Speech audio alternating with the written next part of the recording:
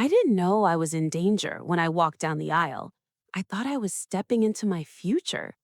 The dress was perfect, the venue flawless, and the man waiting for me had already decided I wouldn't survive the night. My name is Naomi Richardson, and until that Saturday afternoon, I believed I had built a life that made sense.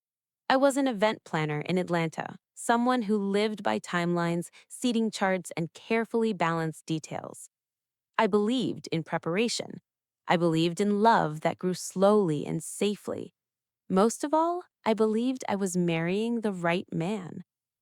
The venue was a restored estate on the outskirts of the city, all white columns and climbing ivy, the kind of place that made people sigh when they arrived. I'd chosen it myself after months of searching. The air smelled faintly of roses and fresh-cut grass, and the late summer sun filtered softly through the trees, warm but not oppressive. Everything looked exactly as I had imagined it. Guests filled the garden with laughter and pastel colors. My parents sat in the front row, my mother already dabbing her eyes. Friends whispered excitedly. Music swelled at just the right moment. If perfection could be scheduled, this was it. Then there was Evan Mercer, my fiancé. Tall, polished, confident. He stood at the altar in a tailored suit, smiling the calm smile that had always made me feel safe. We'd met 3 years earlier at a nonprofit fundraiser I'd helped organize. He'd been charming without trying too hard, attentive without being clingy. At least, that was how I remembered it. People often say you can sense when something is wrong. I didn't, not then. I walked down the aisle feeling steady, proud even. I had built a successful career from nothing, survived heartbreak before, and still believed in beginnings. Evan took my hands and his palms were warm. His voice didn't shake when he said his vows. Neither did mine. We were pronounced husband and wife under a shower of petals and applause. Cameras flashed, glasses clinked. The world, it seemed, was celebrating us. If I had known that the happiest day of my life was already fractured beneath the surface, I might have run. But belief is powerful. It blinds you, gently. As we moved toward the reception, I remember thinking how strange it was that I felt relieved, as if I'd crossed a finish line rather than begun a journey. I blamed nerves. Everyone does. What I didn't know was that somewhere between the ceremony and the first toast, Evan had already made a choice, one that had nothing to do with love and everything to do with escape. And before the night was over, I would learn that planning for perfection does not protect you from betrayal. It only makes the fall sharper when the truth finally breaks through. Looking back, the warning signs weren't loud, they were polite. Evan never raised his voice, never missed a date, never gave me a reason to doubt him, unless I was brave enough to question what felt too perfect. Evan and I used to joke that we met because of my clipboard. At the charity gala 3 years earlier, I'd been moving briskly between tables, headset buzzing when he stopped me to ask where the silent auction items were displayed. Most guests pretended not to see the chaos behind the scenes. Evan noticed and smiled as if he admired it. He stayed until the very end of the event, helping volunteers stack chairs long after donors had gone home. That impressed me. Ambition mixed with humility was rare, or so I thought. Our first few dates were easy. Coffee turned into dinners, dinners into long walks through the city. Evan listened when I talked about work stress and my dreams of running my own firm one day. He remembered details, my favorite wine, my habit of over-planning, the fact that I hated being late more than anything. He felt intentional, like someone who paid attention. Looking back now, I can see the small inconsistencies. The way he dodged questions about his finances, how his phone was always face down, how conversations about the future focused more on security than happiness. At the time, I labeled those quirks. Love has a way of editing red flags into harmless footnotes. When he proposed, it was at a quiet beach at sunset. No crowd, no kneeling photographers, just us and the sound of the waves. The ring was antique, simple, elegant. He said he wanted something timeless, something that wouldn't lose value. I remember laughing at that, teasing him for sounding like an investor instead of a fiance. The engagement stretched into 18 months of planning. I thrived on it. Spreadsheets, vendor calls, color palettes. This was my element. Evan mostly stepped back, claiming he trusted my judgment. I took that as respect, not detachment. Occasionally, I'd notice him watching me with an unreadable expression while I worked late into the night. I assumed he was admiring my dedication. I never imagined he was calculating something else entirely. There were moments, tiny, forgettable moments, when something felt off. A late night call he took outside, a sudden argument over life insurance policies just to be safe, a locked drawer in his home office he never opened around me. Each time he had an explanation ready, delivered smoothly, convincingly. I believed him because I wanted to, because nothing in my past prepared me to suspect the man I loved of cruelty, because trusting him felt easier than questioning everything we were building. By the time the wedding week arrived, I was exhausted but happy. Evan seemed calm, almost distant, but I chalked it up to nerves. Everyone gets cold feet, I told myself. It meant nothing. What I didn't know was that while I was finalizing seating charts and rehearsal dinners, Evan was finalizing something far more permanent. And the man I thought I knew, the helpful volunteer, the attentive partner, the devoted fiance, was already slipping away, replaced by someone capable of something unthinkable. The wedding day unfolded exactly as planned, until one moment shattered the illusion. It wasn't a scream or a confession that stopped my heart, but a silent gesture I was never meant to. The morning of the wedding began quietly, almost reverently. I woke before my alarm, sunlight slipping through the hotel curtains, and for a few minutes I just lay there, listening to the hum of the city below. My phone buzzed with messages, bridesmaids, vendors. My mother reminded me to eat something. Everything was on schedule. That alone felt like a miracle. The bridal suite filled quickly with laughter, curling irons, and the scent of hairspray. My friends moved around me like clockwork, each assigned a task I'd delegated weeks earlier. Someone handed me coffee, someone else adjusted the hem of my dress. I felt oddly detached, as if I were both the bride and the coordinator, watching from the sidelines. Evan texted once around noon. Can't wait to see you. Nothing more. No emojis, no jokes. It was fine, I told myself. Men process big days differently. By the time I stepped into my gown, the room went quiet. Ivory silk, fitted and clean lined, exactly what I'd envisioned. My reflection looked composed, confident. I looked like someone who had everything under control. The ceremony passed in a blur of music and applause. I remember Evan's smile, steady and practiced.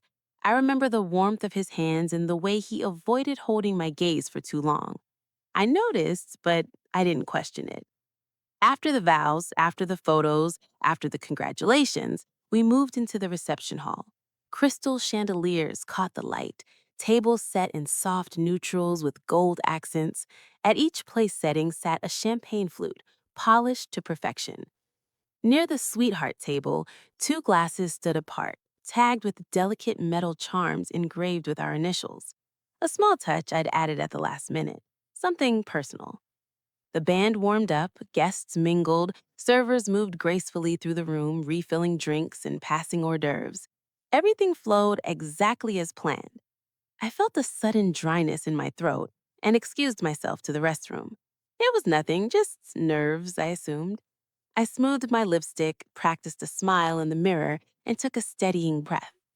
As I stepped back into the corridor leading to the reception hall, I slowed.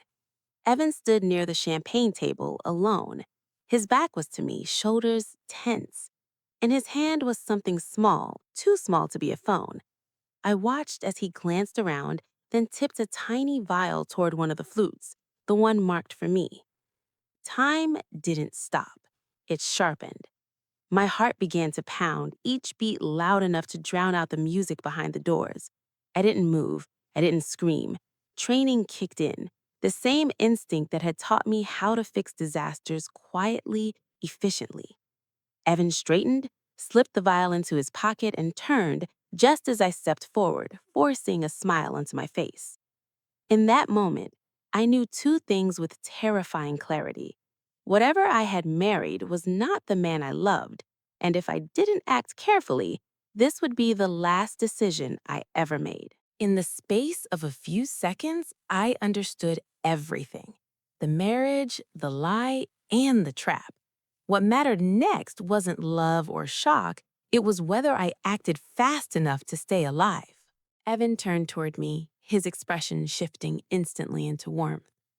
The ease of it was unsettling, like watching a mask snap back into place. He reached for my hands, congratulating me again, asking if I was okay. His voice sounded normal, too normal. I searched his face for hesitation, guilt, anything that might explain what I had just seen. There was nothing, just the same calm confidence that had fooled me for years. "I was just about to find you," he said, gesturing toward the sweetheart table. I nodded, forcing a laugh, letting my fingers rest lightly against his arm. My mind was racing, assembling possibilities faster than I could control them. I knew what I had seen. Denial wasn't an option. Panic wouldn't help. I needed time, seconds, maybe less. As we approached the table, the two champagne flutes caught the light. My pulse thundered in my ears. Guests were beginning to gather, attention slowly shifting toward us in anticipation of the first toast. Evan reached for the glass with my initials. I acted. Laughing louder than necessary, I slipped between him and the table and wrapped my arms around his neck. "Can we switch?" I said lightly. "Mine has a smudge. I don't want lipstick on it in all the photos." Before he could respond, I picked up the other flute, the one intended for him, and pressed it into his hand. My movements were casual, practiced, invisible to everyone else in the room. For a fraction of a second, something flickered in his eyes. Surprise, maybe even fear. Then it was gone. The band quieted, the room hushed. Evan raised the glass I had given him, smiling broadly at the crowd. My hands were steady as I lifted the untouched flute to my lips. "To new beginnings," he said. I watched his throat move as he swallowed.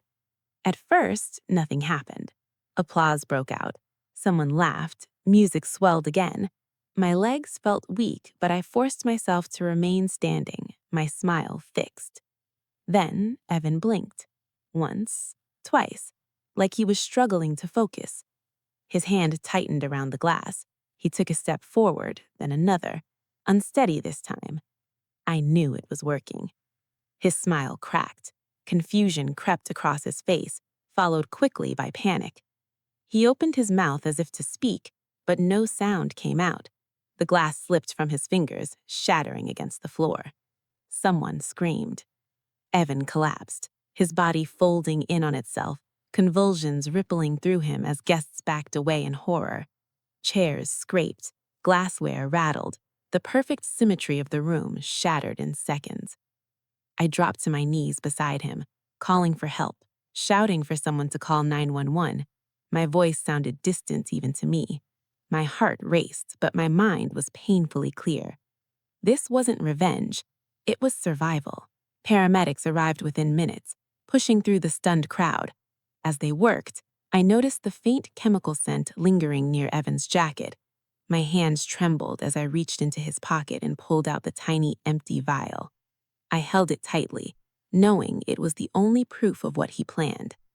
As sirens wailed outside and guests were ushered away, I realized the wedding was over, but the real ordeal was only beginning. Sirens replaced music, and strangers replaced guests. As my wedding dissolved into a crime scene, I realized surviving the poison was only the beginning of what I would have to endure. The reception hall emptied faster than I thought possible. Where there had been music and laughter only minutes earlier, there was now the sterile echo of footsteps and whispered disbelief. Crystal lay shattered on the marble floor, champagne soaking into linen like a stain that couldn't be lifted. Evan was rushed out on a stretcher, oxygen mask strapped to his face, his body still twitching faintly. I followed until a paramedic gently blocked my path, asking me to sit, to breathe, to answer questions. I did all three automatically, though my hands wouldn't stop shaking. Police arrived shortly after the ambulance. Blue lights flashed against the estate's white columns, washing the night in unnatural color. Guests lingered at the edges of the property, murmuring, filming, trying to make sense of something that didn't fit the fairy tale they'd been invited to witness. An officer approached me, calm and professional, asking for my name, my relationship to the victim. Victim. The word landed heavily in my chest. I think he tried to poison me, I said, surprised by how steady my voice sounded. I handed over the tiny vial, sealed now in a napkin. The officer's eyebrows lifted slightly, but he said nothing, only nodded and passed it to an evidence technician. At the hospital, I sat alone in a bright waiting room, still wearing my wedding dress. The fabric felt heavier now, like armor I no longer needed but couldn't remove. Nurses offered water I didn't drink. My phone buzzed endlessly, family, friends, unanswered questions I wasn't ready to explain. A detective introduced herself as Martinez, her tone gentle but focused. She asked me to recount everything from the moment I'd left the restroom. I didn't embellish, I didn't soften it. I told her exactly what I saw, exactly what I did.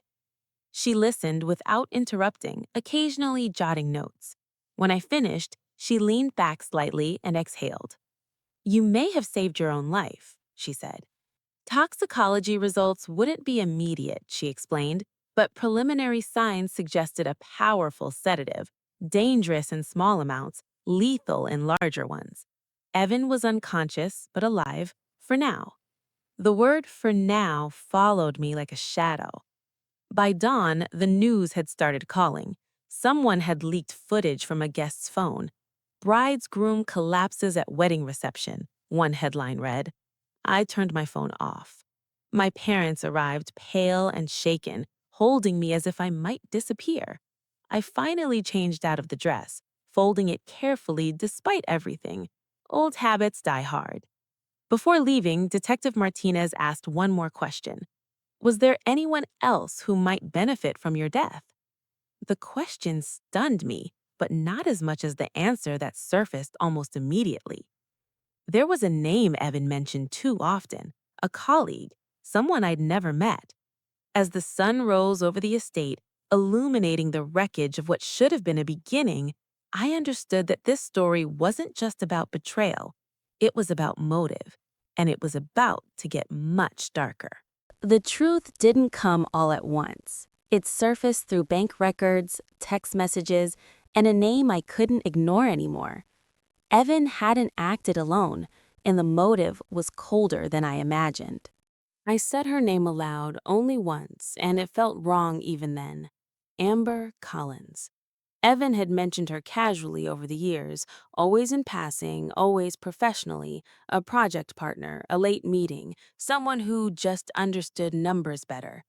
I'd never met her, never even seen a photo, but her presence hovered in our lives like background noise I'd learned to ignore. Detective Martinez didn't react when I mentioned her. That worried me more than surprise would have. "She's already on our radar," Martinez said carefully. "You're not the first person to mention her." That sentence settled in my stomach like ice. Over the next few days, the truth came in fragments. Evan's financial records were a mess. Credit cards maxed out, loans hidden under shell accounts, and a trail of gambling losses that stretched back years. Online betting sites, offshore accounts, cash advances taken out under different names. The polished life I thought we shared had been built on debt and desperation. Amber Collins wasn't just a coworker. She worked in financial analytics at the same firm Evan did, specializing in risk modeling and insurance forecasting. According to Martinez, she'd helped Evan optimize policies before, including mine. I learned then that a life insurance policy had been taken out in my name 6 months earlier. I hadn't signed it. My signature had been forged. Evan was listed as the sole beneficiary. The number made my chest tighten. It was enough to erase his debts twice over and still leave him free. Martinez explained that the policy had a clause for accidental death, but poisoning, if undetected, could have passed as a medical emergency, especially with the right dosage, especially with the right timing. I couldn't stop picturing Evan watching me drink champagne, calculating seconds, margins, outcomes. Amber was questioned the same day. She denied everything at first, claimed she was just helping a colleague, that she'd never met me, never wished me harm. But digital records don't lie easily. Text messages surfaced, long threads filled with coded language at first, risk exposure, worst case scenarios, exit strategies. Later messages dropped the pretense. They talked about freedom, about starting over, about how weddings were the perfect distraction. Reading those messages felt like watching strangers speak about my death as if it were a scheduling inconvenience. Evan remained hospitalized, sedated under police watch. When he regained consciousness, he asked for a lawyer before he asked about me. That was the final fracture. Amber was arrested 2 days later as an accessory. Evan was charged with attempted murder, fraud, and conspiracy. The words felt unreal, like they belonged to someone else's life. Reporters camped outside my apartment. Friends stopped calling, unsure what to say. I started therapy because sleep wouldn't come otherwise. One night, staring at the ceiling, I realized something chilling. Evan hadn't hesitated. He'd planned this carefully, patiently, which meant that if I hadn't seen that vial, if I hadn't trusted my instincts, this wouldn't be an investigation. It would have been a funeral. When your trauma becomes public property, healing turns into a performance. The courtroom wasn't just where justice lived, it was where my life was dissected by strangers. By the time Evan was formally arraigned, my life no longer felt like it belonged to me. It existed in headlines, comment sections, and whispered conversations I wasn't part of. Reporters speculated about everything: my marriage, my reaction, even my motives. Some called me lucky, others called me calculating. A few suggested the whole thing had been staged. None of them had been there, watching the man I loved collapse because of a choice he'd made in secret. Courtrooms are colder than hospitals. The air feels heavier, as if every sound is absorbed by the walls. I sat behind the prosecution, hands folded tightly in my lap, while Evan stood across the room in an orange jumpsuit. He looked smaller than I remembered, his confidence stripped away. He didn't look at me. His attorney entered a plea of not guilty. Of course he did. The charges were read aloud: attempted murder, conspiracy to commit murder, insurance fraud, forgery. Each count felt like another layer of the man I thought I knew being peeled away. I watched the judge's face, searching for some hint of humanity, but found only professionalism. Amber Collins was brought in separately, her expression controlled, almost bored. When our eyes met for the first time, there was no apology there, just assessment. She looked at me the way one might look at an obstacle that failed to move. Bail was denied for Evan. The judge cited flight risk and severity of the crime. For the first time since the wedding, I exhaled fully. Outside the courthouse, cameras flashed. Someone shouted a question about whether I felt guilty for switching the glasses. I didn't answer. I didn't owe anyone my survival. At home, the silence was overwhelming. I boxed up wedding gifts I couldn't return, stacked unopened cards in a drawer, and canceled a honeymoon I would never take. Every small task felt ceremonial, like closing doors that had already slammed shut. Therapy became a lifeline.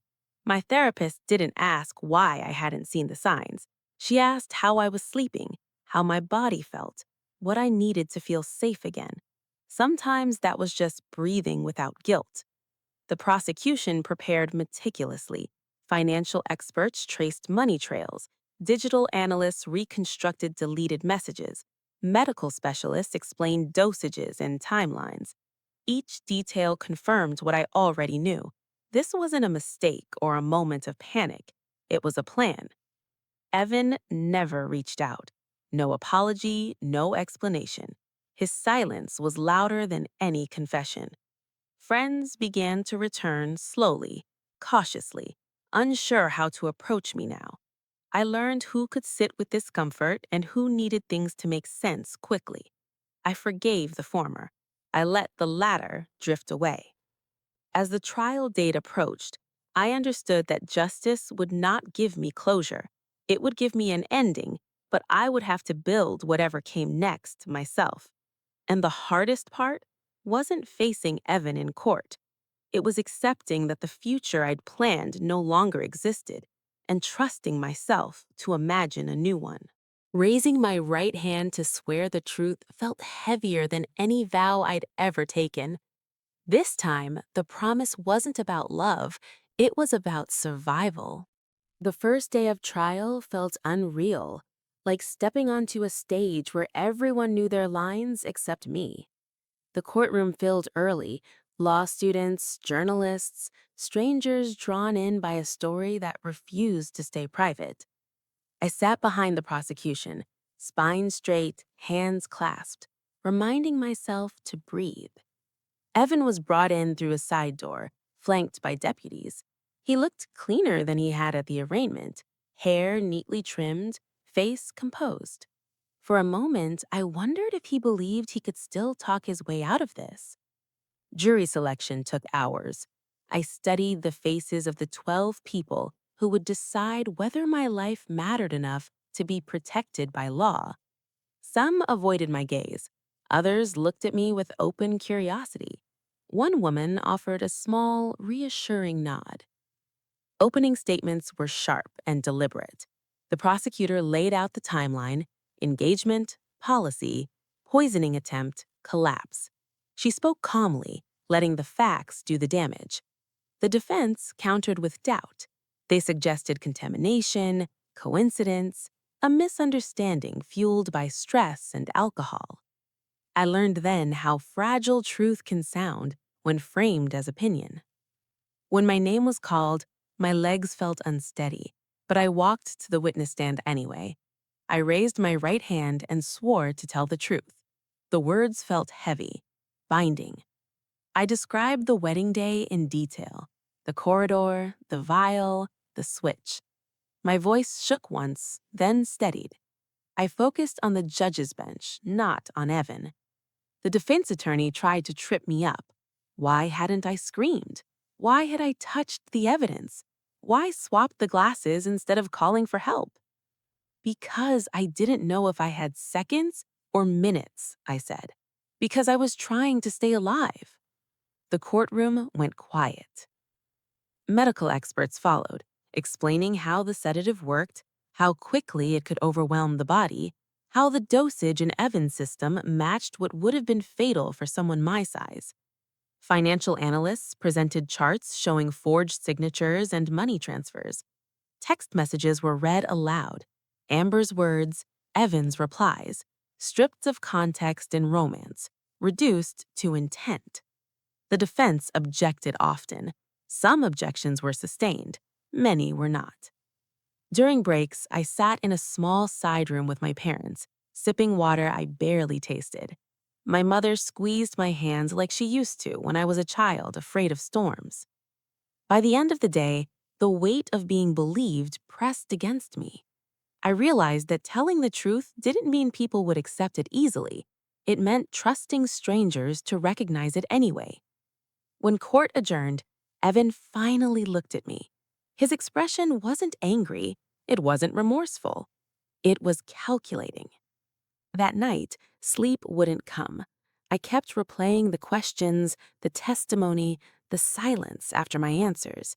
But beneath the exhaustion was something else, a quiet certainty. No matter the verdict, I had already survived the worst moment.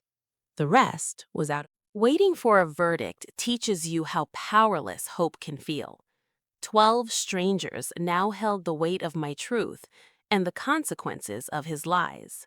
The days between testimony and closing arguments stretched endlessly. Court schedules moved with a kind of deliberate cruelty: long pauses, sudden urgency, then waiting again. I learned that justice doesn't rush, it circles. Amber took the stand on the fourth day. She wore a neutral blouse, hair pulled back, expression carefully composed. She spoke about algorithms and projections, about helping Evan understand risk. She insisted their messages were exaggerated, theoretical, never meant to be acted upon. The prosecutor asked her why she'd helped forge my signature. Amber hesitated for the first time. "I didn't think he'd actually go through with it," she said. That sentence echoed in the courtroom. Evan did not testify. His attorney argued that the state had already failed to prove intent beyond doubt. They suggested the poison could have been intended as a prank gone wrong, that I had panicked, that my switch was reckless. A prank. The prosecutor's closing was quiet and devastating. She spoke about trust, about how love creates access, about how the most dangerous crimes are the ones committed by people who know exactly how close they can stand without raising suspicion. When the jury left to deliberate, the courtroom emptied slowly. I sat frozen, watching the empty jury box, counting the scratches on the wooden rail in front of me. 1 hour passed, then two. Every possible outcome played through my mind. Conviction, acquittal, mistrial. None of them gave me back what I'd lost. When the bailiff finally called us back, my heart hammered so loudly I worried others could hear it. The jury foreperson stood. Her hands shook slightly as she read the verdicts. Guilty. Attempted murder.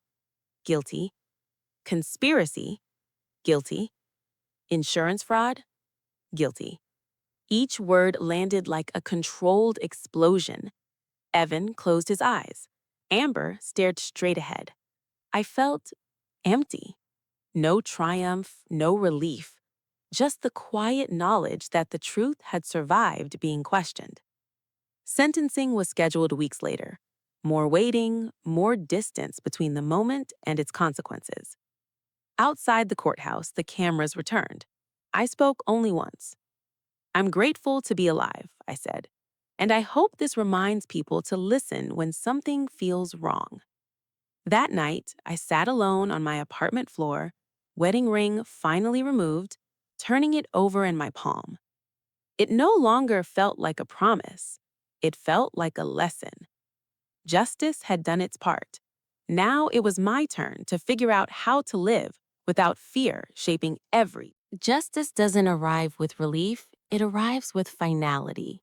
When the judge spoke, I understood that closure doesn't heal you, it simply releases you. Sentencing took place on a gray morning that matched my mood. The courtroom felt different without the tension of uncertainty, heavier somehow, as if everyone understood that consequences were no longer theoretical. They were imminent. Evan stood when the judge entered, hands clasped behind his back. He looked thinner than he had on the day of the verdict. His confidence finally eroded. Amber sat several rows behind him, her posture rigid, eyes fixed on a point somewhere beyond the walls. Victim impact statements were read first. My parents spoke briefly, voices steady but strained, describing the phone call they never wanted to receive. I was given the option to speak or submit a statement in writing. I chose to speak. Standing at the podium, I didn't look at Evan. I addressed the judge instead. I talked about trust, how it's built quietly over time and destroyed in an instant. I talked about the fear that still followed me into crowded rooms, the way my body reacted before my mind could reassure it. "I survived," I said, "but survival changes you. It demands honesty about what was taken." Evan was given the chance to speak. He declined. That silence felt final. The judge sentenced him to decades in prison, citing premeditation, abuse of trust, and lack of remorse. Amber received a shorter sentence as an accessory, along with financial penalties that stripped away the advantages she'd calculated so carefully.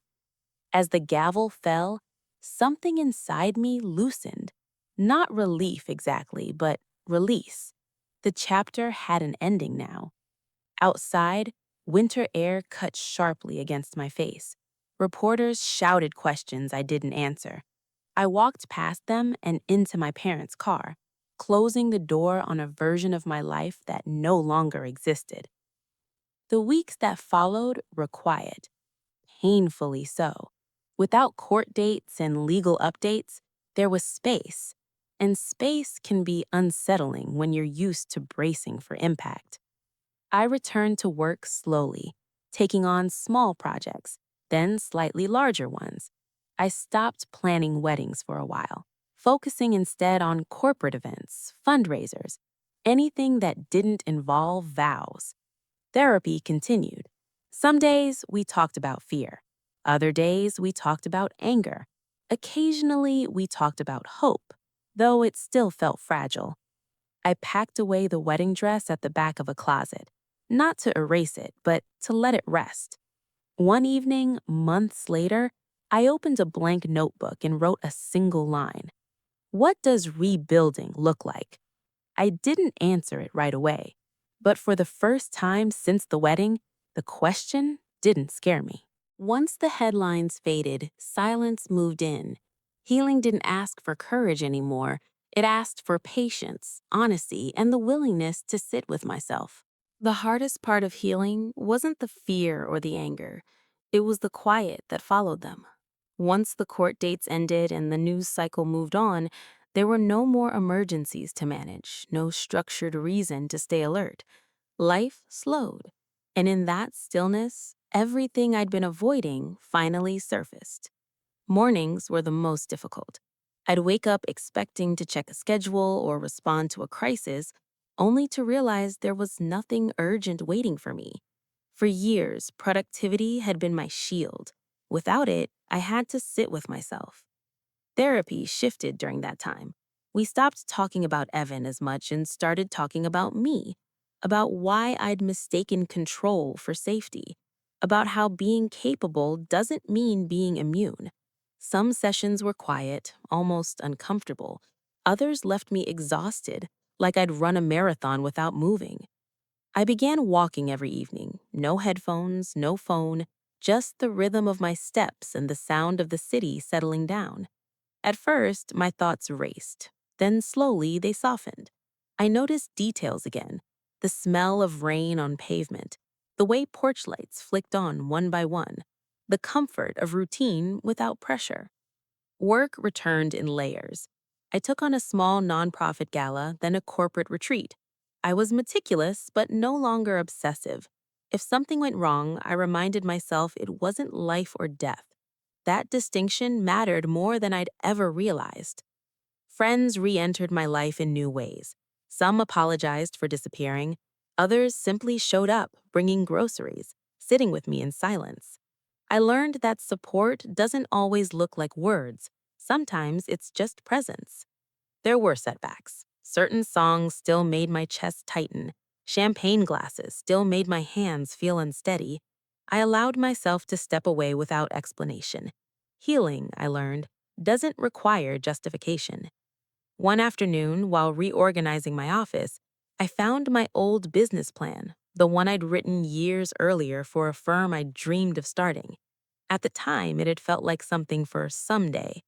I read it slowly, noticing how much of it was still true. That night, I revised the plan, not aggressively, not urgently, just thoughtfully. I imagined a business built around intention rather than perfection, around meaningful moments instead of spectacle. The past hadn't disappeared. It never would.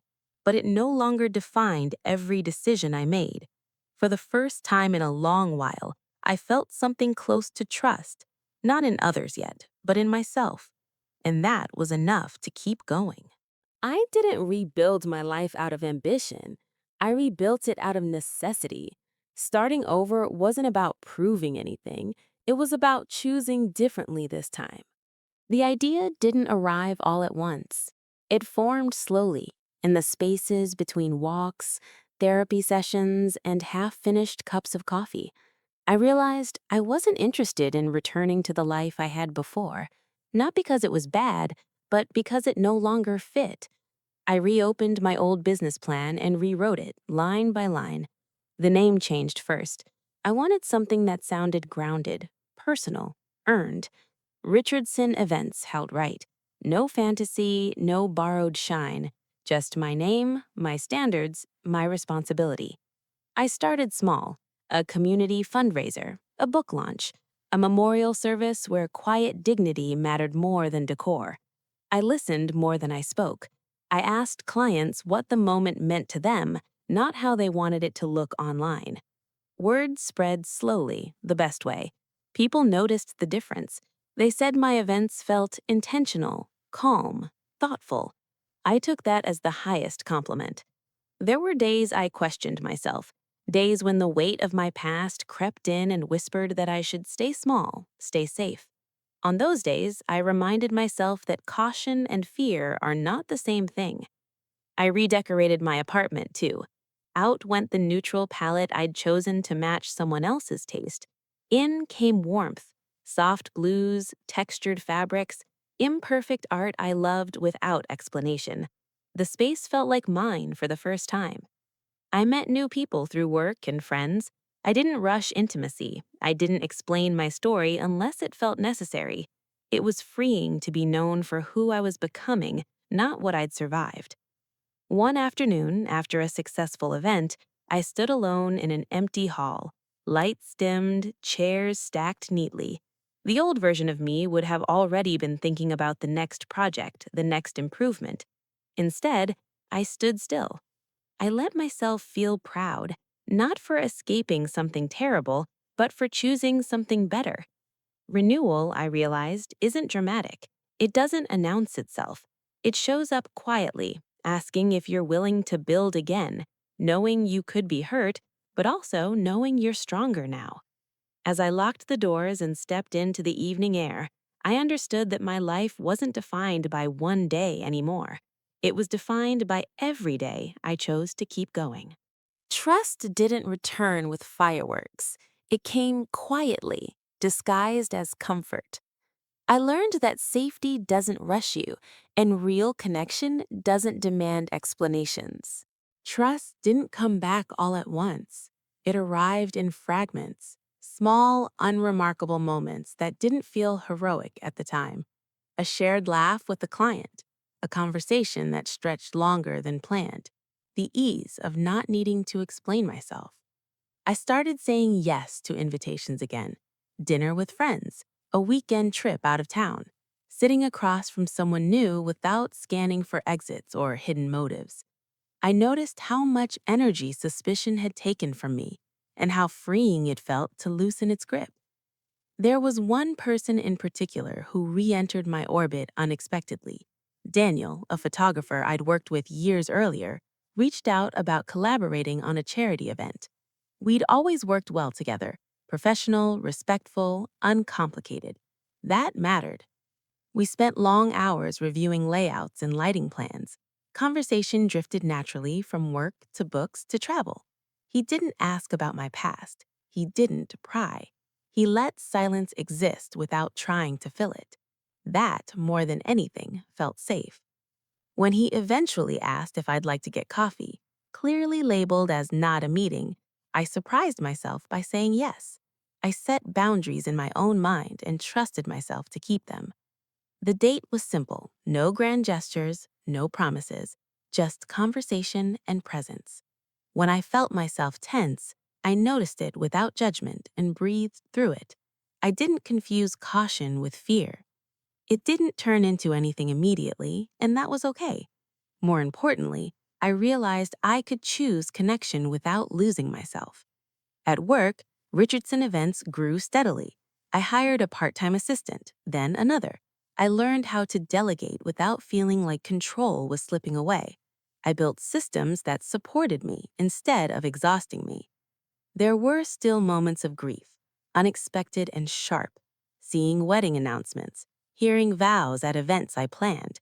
I allowed those moments their space. Healing, I'd learned, isn't linear. One evening, while reviewing contracts, I caught myself humming softly. I stopped and laughed. It had been a long time since joy had arrived unannounced. I wasn't over what happened. I didn't need to be. The goal was never erasure, it was integration. Trust, I realized, isn't about believing nothing bad will happen, it's about believing you can handle it if it does. And for the first time, that belief felt solid. Closure didn't come from answers, it came from indifference. The day I stopped needing him to understand what he'd done, I finally felt free. Closure isn't something you find all at once. It's something you assemble, piece by piece, from moments that finally stop hurting as much as they used to. I learned that on an ordinary afternoon, standing in line at a bookstore, when I realized I hadn't thought about Evan all day. The realization startled me, not because I missed him, but because the absence felt natural. He no longer occupied the background of my thoughts or the edges of my decisions. He had become part of a past that informed me, not controlled me. I still carried reminders, court documents filed away in a drawer, a therapist's number saved permanently in my phone, certain instincts that stayed sharp. None of those felt like burdens anymore. They felt like tools. One evening, I received a letter forwarded from the correctional facility. Evan's name was on the return address. I didn't open it right away. I set it on the counter and went about my evening, cooking dinner, watering plants, letting it exist without power. When I finally opened it, the words were careful, restrained. He wrote about regret, about poor decisions, about wanting forgiveness. He didn't ask for anything specific. He didn't take full responsibility either. I folded the letter and placed it back in the envelope. Forgiveness, I realized, doesn't always require participation. Sometimes it's simply the choice to move forward without carrying someone else's guilt. I wrote no response. At work, I was invited to speak on a panel about resilience in entrepreneurship. I almost declined. Then I accepted, on my own terms. I talked about rebuilding after loss, about redefining success, about listening to your instincts, even when they disrupt your plans. Afterward, a woman approached me quietly and said, I needed to hear that. That mattered more than applause. Daniel and I continued seeing each other, slowly, without labels. He respected my pace without treating it as fragility. When I told him pieces of my story, he listened without trying to fix it. That too felt like closure in motion.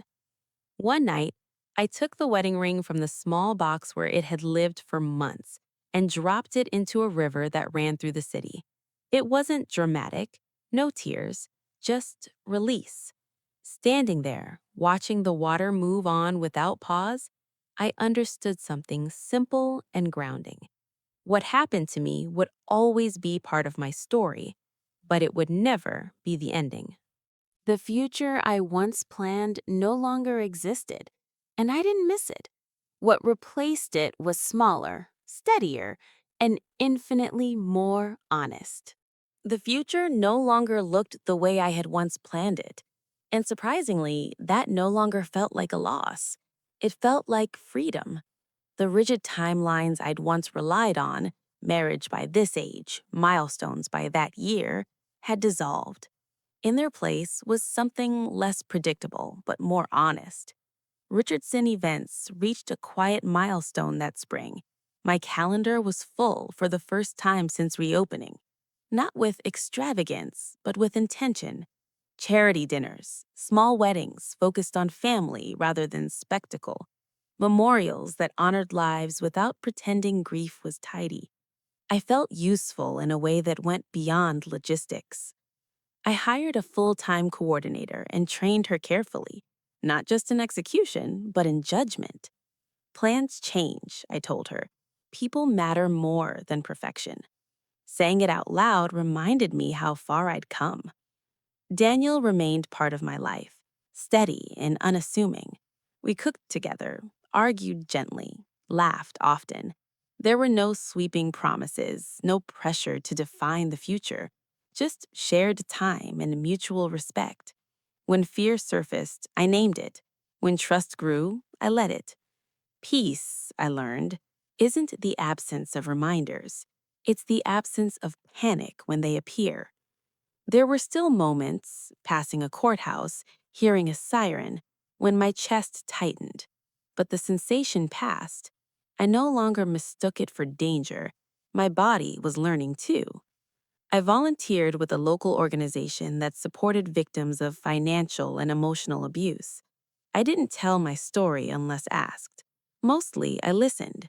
I understood now how powerful it is to be believed without explanation. One afternoon, while reviewing a venue contract, I noticed a familiar sensation: excitement. Not urgency, not anxiety, just quiet anticipation. It felt like a gift.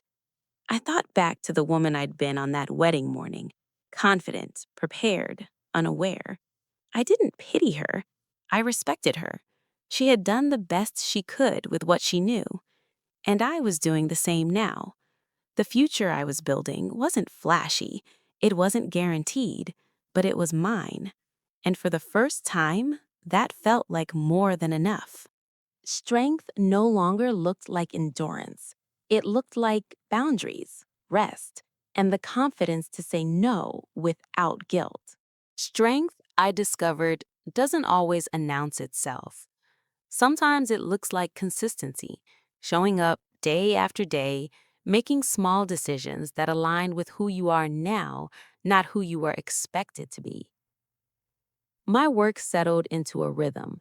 I stopped chasing growth for its own sake and focused on sustainability of the business, of myself. I took weekends off without guilt. I learned to say no without explanation. Those choices felt radical in their own way. Clients trusted me, not just with events, but with moments. One couple asked me to help plan a vow renewal after surviving a serious illness. Another family asked me to coordinate a remembrance ceremony that balanced grief with gratitude. I treated each request with care, aware of how fragile and meaningful milestones can be. Daniel and I talked about the future occasionally, not in terms of plans, but values. What mattered to us, what didn't. We learned each other slowly, without pressure to become something symbolic. That pace felt like strength, not hesitation. I received an email one morning from a woman who'd attended a panel I spoke at months earlier. She wrote that she left an unsafe relationship and started over. She thanked me for reminding her that intuition counts. I reread that message several times. Legacy, I realized, isn't about being known, it's about being useful in ways you may never fully see. There were still questions I would never have answers to. Why Evan chose betrayal over honesty, whether Amber ever understood the harm she helped create. I stopped chasing those answers. They didn't belong to me anymore. Instead, I focused on what endured: my health, my relationships, my ability to choose again. One evening, Daniel and I attended an event I hadn't planned, a rare experience. I watched from the crowd as someone else managed the timeline, the cues, the details. For once, I was simply present. I laughed easily, I felt light. Driving home, Daniel reached for my hand. I didn't hesitate. The strength I carried now wasn't armor, it was flexibility. The knowledge that I could bend without breaking, adapt without losing myself. Whatever came next, joy, loss, surprise, I trusted myself to meet it. And that trust, hard earned and quietly held, was the most lasting thing I would ever build. One day, I realized I had stopped counting time since the wedding. The past hadn't disappeared, it had simply lost its authority. I stopped measuring time by what had passed since the wedding. Somewhere along the way, that marker lost its importance. Days became days again, not anniversaries of survival, not milestones of recovery, just ordinary stretches of living. There was power in that ordinariness. One afternoon, I was sorting through old files when I came across photos from my earliest events, long before Evan, before the life that had nearly ended me. I was younger, less polished, but unmistakably myself. The sight made me smile. I hadn't been rebuilt from nothing, I'd been restored. That realization settled something deep inside me. Richardson events expanded modestly, intentionally. I declined opportunities that felt wrong, even when they promised visibility or profit. I said yes to projects that aligned with my values, even when they were small. Success, I learned, didn't have to be loud to be real. Daniel and I reached a quiet understanding. No dramatic conversation, no defining moment. We were partners in the truest sense, supportive, honest, independent. Love no longer felt like a risk assessment. It felt like a shared direction. On a warm evening, we hosted friends for dinner. Laughter filled my apartment, echoing off walls that once held too much silence. At one point, I stepped into the kitchen alone and leaned against the counter, overwhelmed in the best way. This was the life I was living now. Not borrowed, not imagined, real. I received notice that Evan had been transferred to a long-term facility out of state. The information arrived without drama, folded into an official envelope. I read it once and filed it away. It no longer stirred anything urgent inside me. Closure, I understood then, isn't about finality, it's about neutrality. The past had lost its sharp edges. Late one night, unable to sleep, I wrote a letter to myself. Not the woman I was on the wedding day, but the woman I was becoming. I thanked her for acting when it mattered, for choosing instinct over politeness, for trusting herself when the cost was unknown. I sealed the letter and placed it in my desk drawer. The future remained unwritten. That used to frighten me. Now it felt like an invitation. I stood firmly in the present, no longer bracing for impact, no longer scanning for danger, just standing, grounded, aware, and open. And that, finally, felt like freedom. Meaning revealed itself in routine, not revelation. Peace arrived when I stopped asking what I'd lost and started honoring what remained. Meaning doesn't arrive all at once. It forms gradually, shaped by repetition and choice, by what you return to when no one is watching. I noticed it in the small rituals of my life. The morning coffee brewed slowly, the weekly calls with my parents, the habit of reviewing each day before sleep without judgment. These routines anchored me. They reminded me that stability isn't dull, it's generous. It gives you room to notice what matters. I was invited to mentor a group of young women entering the events industry. They asked about logistics, vendor contracts, crisis management. Eventually, one of them asked how I learned to stay calm under pressure. I thought carefully before answering. I don't assume control, I said. I assume change. Then I decide how to respond. The truth felt earned. Daniel and I took a short trip to the coast. No itinerary, no reservations beyond the first night. The ocean felt familiar and new all at once. Walking along the shoreline, I realized how far I'd come from that sunset proposal years ago. The memory no longer hurt. It simply existed. One evening, we sat quietly watching the tide roll in. Daniel asked, gently, if I ever wondered who I might have been if everything had gone differently. I considered it. Maybe, I said, but I like who I am now. And I meant it. Back home, work continued at its steady pace. I turned down a lucrative offer that would have required me to compromise the values I'd built the business on. The decision was easy. Clarity had replaced urgency. I framed a quote and hung it in my office. Listen early, act deliberately. It wasn't advice, It was a record of survival. Sometimes I still spoke about my experience publicly, not as a warning, but as a reminder. Intuition isn't dramatic, it's quiet, persistent, and often inconvenient. Learning to honor it changed everything. As the year turned, I stood on my balcony watching fireworks bloom and fade over the city.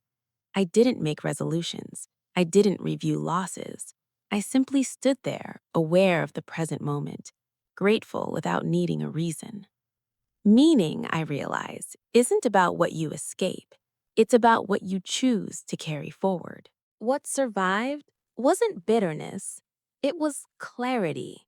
I didn't gain wisdom from pain alone, but from what I chose to do after it.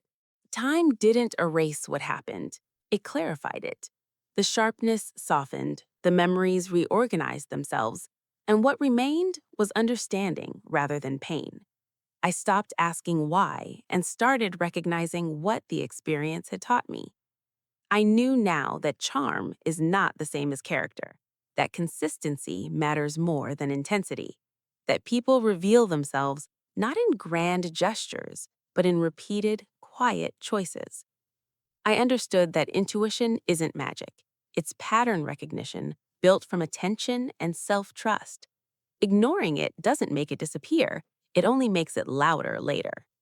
These truths weren't bitter, they were grounding. My life felt spacious in a way it never had before. I filled it with work that mattered, relationships that were reciprocal, and rest that didn't need to be earned. I no longer confused busyness with worth. Daniel and I talked about commitment one evening while washing dishes, unplanned, unceremonious. We spoke about choosing each other without obligation, about continuing to show up as whole people. There was no rush. Agreement came easily. That ease felt like peace. I visited my parents one weekend and noticed how differently they looked at me, not with worry, but with quiet respect. They trusted my judgment now, in a way that felt mutual rather than protective. Occasionally, someone would recognize me from an article or talk and ask if I regretted how things unfolded. The question no longer startled me. No, I said honestly. I regret the deception, not the outcome. Because the outcome was me, aware, capable, alive. I no longer needed reminders of resilience. I lived it daily, without effort. One afternoon, I sat in my office watching sunlight move across the floor, thinking about the life that almost ended and the one that followed. The contrast didn't frighten me.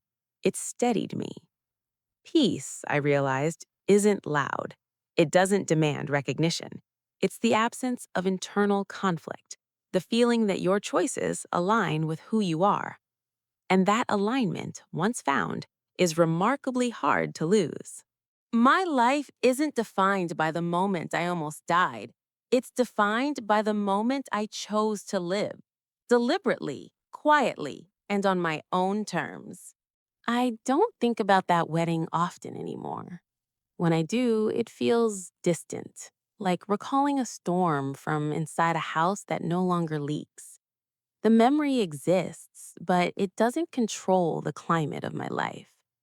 What stays with me instead is the moment of choice, the instant when instinct spoke and I listened.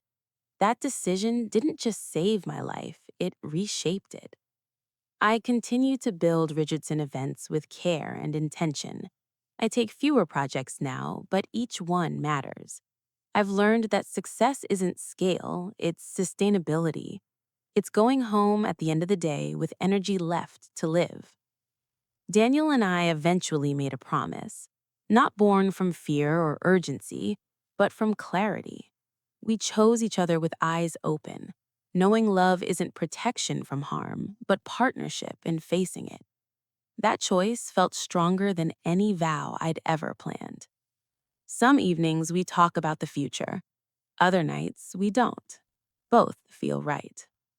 I still share my story when it serves a purpose, not as spectacle, not as warning alone, but as proof that listening to yourself matters, that politeness should never override safety, that survival can be quiet, and still be powerful. If there's wisdom in what I've lived, it's this. Your life is not defined by what almost ends it. It's defined by what you do next. I no longer chase certainty. I value awareness. I trust patterns.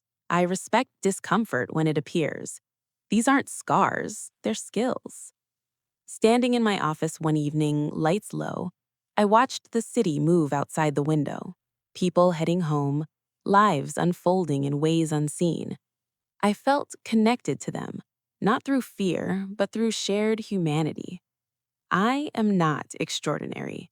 I was simply attentive when it mattered. And because of that, I am here, living a life I chose, steady, intentional, and my own.